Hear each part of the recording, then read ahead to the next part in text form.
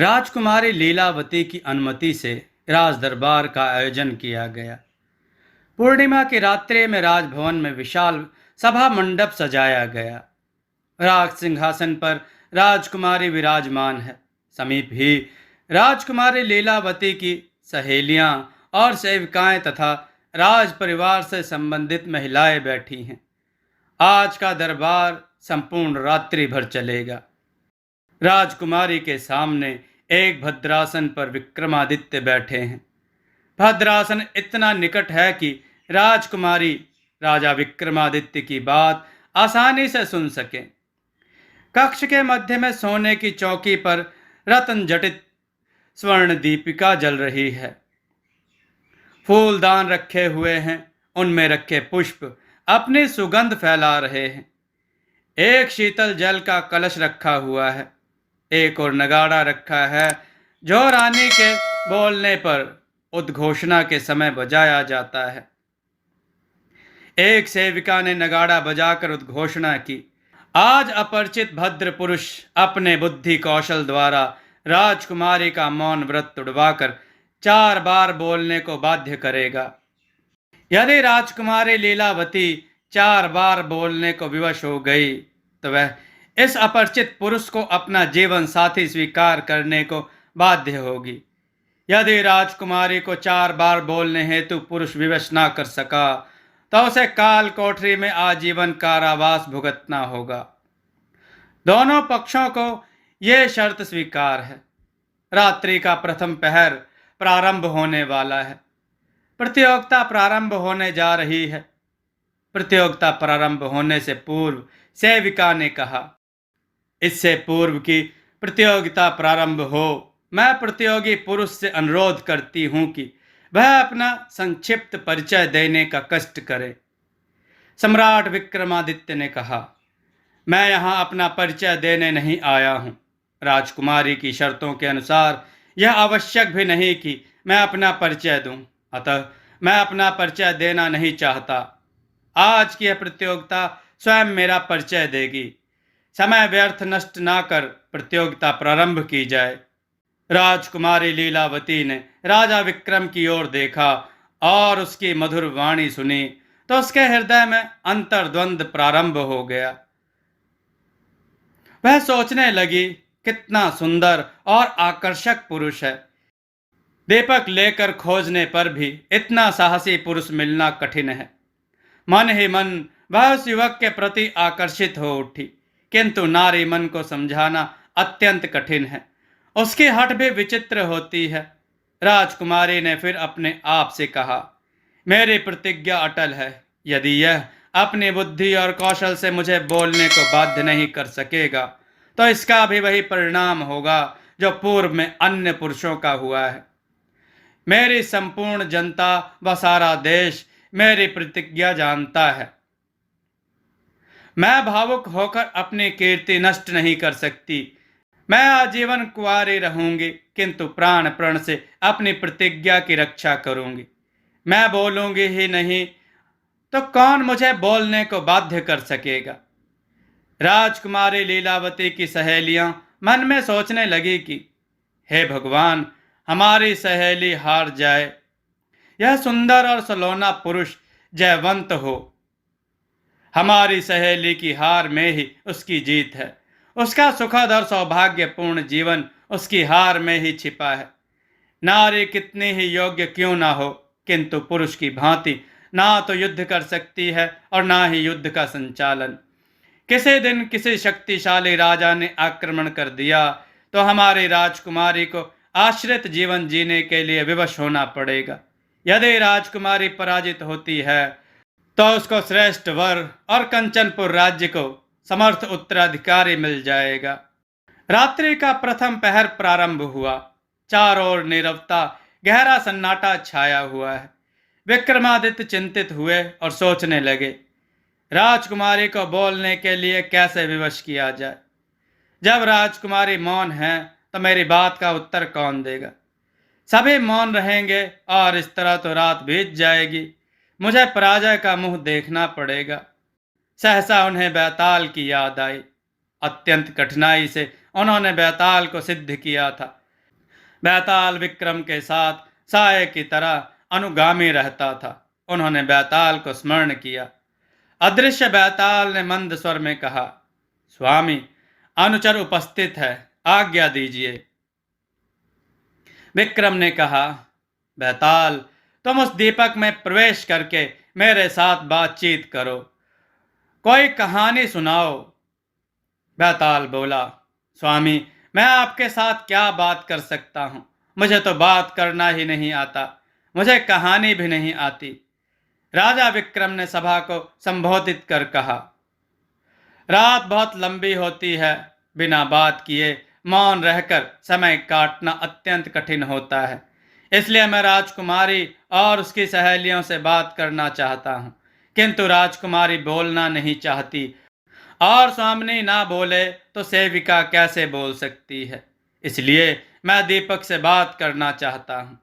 यह सुनकर सभी मौन भाव से आश्चर्यपूर्वक देखते रहे। सम्राट विक्रमादित्य ने कहा, हे ज्योति पुंज, अय रजनी के साथी दीपक, मैं तुमसे बात करना चाहता हूं। आवश्यक होने पर उत्तर देना। रात लंबी है, मैं कहानी सुनाना चाहता हूं। कहानी के अंत में प्रश्न करूंगा, तुम उत्तर देना। रानी लीलावती सोचने लगी, सुंदरता में विवेक हो यह आवश्यक नहीं है। देखने में तो यह पुरुष सुंदर और प्रतिभाशाली लगता है, किंतु निर्जीव दीपक से बात करना चाहता है और उत्तर की भी अपेक्षा करता है। मूर्खता की कोई सीमा नहीं, क्या बेजुबान वस्तु भी बोल सकती है? विक्रम ने कहा, हे रात के प्रहरी, क्या तुम मेरी कहानी सुनने और उत्तर देने को तैयार हो? दीपक की लौ कपकपाई और उसकी वाणी सुनाई पड़ने लगी। ओ परदेशी पुरुष, मुझे तो अपलक संपूर्ण रात्रि जागना है।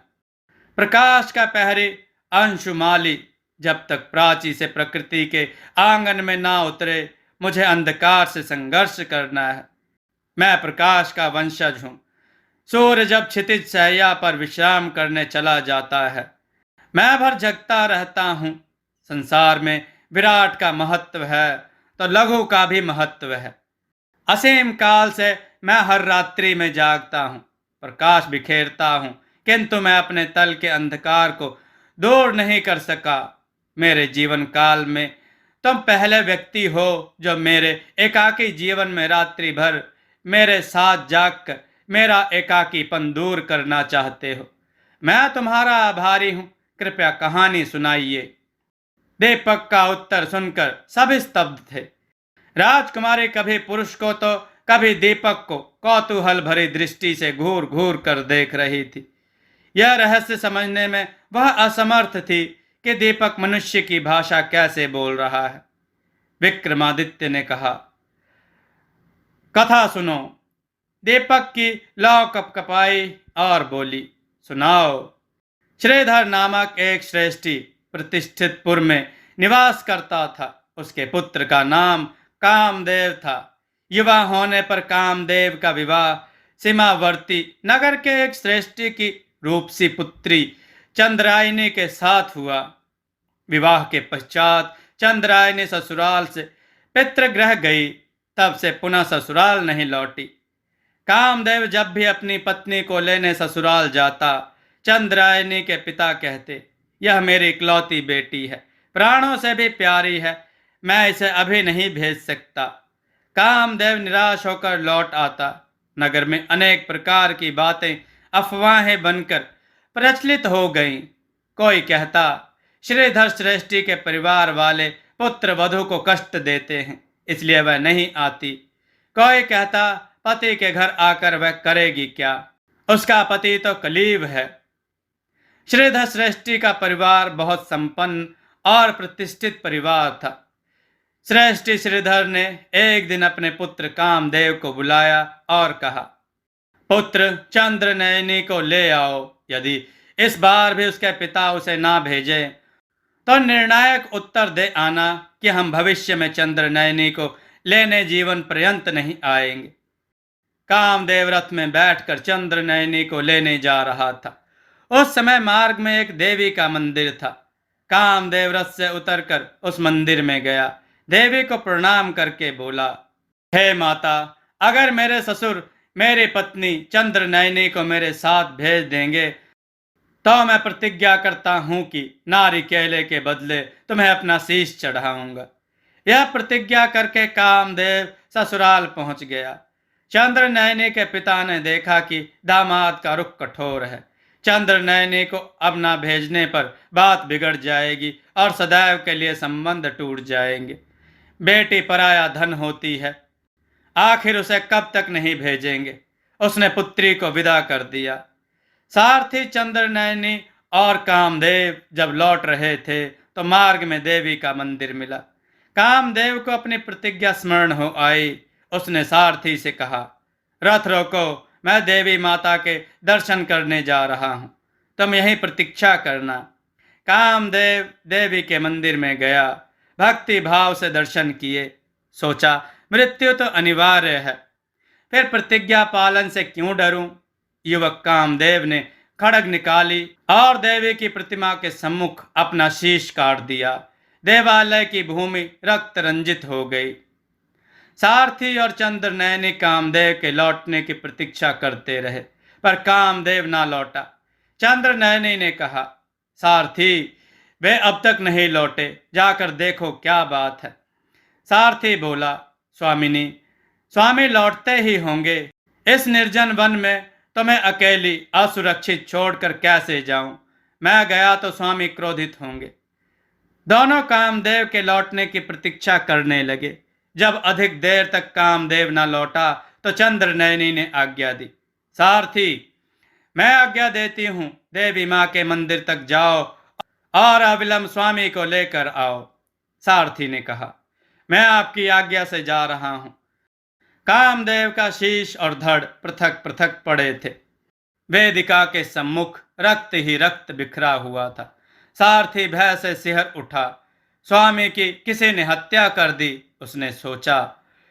इस सुनसान जंगल में दूर दूर तक मनुष्य के आने जाने के चिन्ह तक नहीं दिख रहे हैं, तो मैं ही हत्यारा समझा जाऊंगा।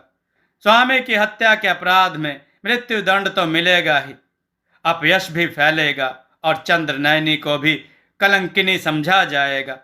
अब क्या करूं? उधर कुआं इधर खाई। घबराहट में उसने भी कामदेव के खड्ग से अपना शीश काटकर देवी को समर्पित कर दिया। चंद्रनयनी प्रतीक्षा करते करते विहल हो गई। निर्जन वन, अकेली नारी, वह भयभीत हो उठी। सारथी के बिना लौटने पर उसका हृदय आशंका से भर उठा। प्रतीक्षा करना अब असहनीय हो गया और वह भी देवी के मंदिर की ओर चल पड़ी। देवालय में प्रवेश करते ही उसने अपने पति और सारथी के कटे हुए शव देखे। चारों ओर बिखरा हुआ रक्त देखा। देखते ही उसकी चित्कार निकल गई और वह अचेत हो गई। पता नहीं कितने समय तक वह बेहोश रही। होश आने पर रुदन करने लगी, हे भगवान, जब स्वामी ही चले गए तो मैं जीवित रहकर क्या करूंगी। विधवा का जीवन एकाकी और सम्मान विहीन होता है। मृत्यु ही मेरे दुखों का अंत कर सकती है। चंद्रनयनी ने भी तलवार उठाकर अपना शीश काटना चाहा, किंतु किसी अदृश्य हाथ ने उसका हाथ पकड़ लिया और कहा, देवालय में नारी की बलि वर्जित है। अदृश्य शक्ति ने कहा, मैं स्वयं देवी हूं, आत्महत्या करना पाप है। तुम्हारे पति और सारथी की बलि से भी मैं प्रसन्न नहीं हूं। यह देवी का मंदिर है, यहाँ श्रद्धालु कष्टों से मुक्ति प्राप्त करने आते हैं, जान गंवाने के लिए नहीं। देवी माँ जगत माता का रूप है। उसकी ममतामयी गोद में मृत्यु और दुखों को कोई स्थान नहीं है। मैं तुम्हें शीश चढ़ाने नहीं दूंगी। नारी की बलि यहाँ सर्वथा निषिद्ध है। चंद्रनयनी ने कहा, माँ, मेरा जीवन निरर्थक है। मेरे सारे सुख पति के साथ चले गए। मैं जीवित रहकर क्या करूंगी? मेरा हाथ छोड़ दो। देवी माता बोली, मैं तुम्हें मरने नहीं दूंगी। मेरे मंदिर बलि वर्जित है, तो मेरे स्वामी और सारथी को क्यों नहीं रोका? देवी ने कहा, पुत्री, तू समझती क्यों नहीं?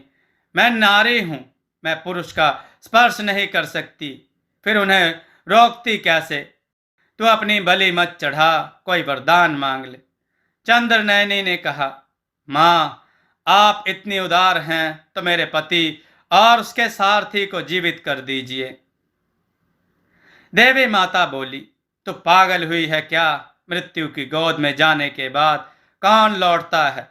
कोई वरदान मांग। और चंद्रनयनी ने कहा, माता, या तो मेरी बलि स्वीकार करो या मेरे पति और सारथी को जीवन दान दो। देवी माता ने कहा, मैं अपने मंदिर को कलंकित नहीं करना चाहती। मैं तेरे पति को जीवित कर देती हूं, तो बलि का विकल्प छोड़ दे। चंद्रनयनी बोली, मां, सारथी ने मेरे पति को मृत देखकर ही बलि दी है। मैं इतनी स्वार्थी नहीं कि स्वामी के अनुचर को छोड़कर मात्र अपने स्वामी को जीवित देखने की कामना करूं। देवी मां और चंद्रनयनी पर्याप्त समय तक वितर्क करती रहीं। अंत में देवी ने कहा, चंद्रनयनी, मैं तेरी उदारता भावना से प्रसन्न हूं। मैं दोनों को जीवन दान देती हूं, तो पृथक पृथक पड़े इनके शीश और धड़ को जोड़ दे। मैं प्राणों का संचार कर दूंगी। चंद्रनयनी की प्रसन्नता का पारावार नहीं रहा। उसने अविलंब सारथी और अपने स्वामी के शीश और धड़ जोड़ दिए। दिव्य रूपा देवी मां प्रकट हुई और अमृत सिंचन कर दोनों को जीवित कर दिया। किंतु चंद्रनयनी से एक भूल हो गई। उसने असावधानी के कारण स्वामी के धड़ के साथ कामदेव का सिर और कामदेव के सिर के साथ सारथी का सिर जोड़ दिया। जीवित होने के पश्चात दोनों परस्पर झगड़ने लगे कि चंद्रनयनी मेरी पत्नी है और कामदेव कहता मेरी पत्नी है। राजा विक्रमादित्य ने दीपक से प्रश्न किया, ओ ज्योति पुंज दीप, अब तुम्हें बताओ, चंद्रनयनी किसकी पत्नी है? पति का धड़ और सारथी के शीश वाले की, या सारथी का धड़ और पति के शीश वाले की? दीपक की लौ कपकपाई और बोली, तुमने मुझे धर्म संकट में डाल दिया, किंतु मैं दीपक हूं, पानी ग्रहण संस्कारों का साक्षी हूं। मैं भुलावे में आने वाला नहीं हूं। पानी ग्रहण संस्कार में वर वधू के हाथ, पानी ग्रहण संस्कार में वर वधू के हाथ संयुक्त किए जाते हैं, इसलिए वह कामदेव के धड़ यानी शरीर वाले की पत्नी है।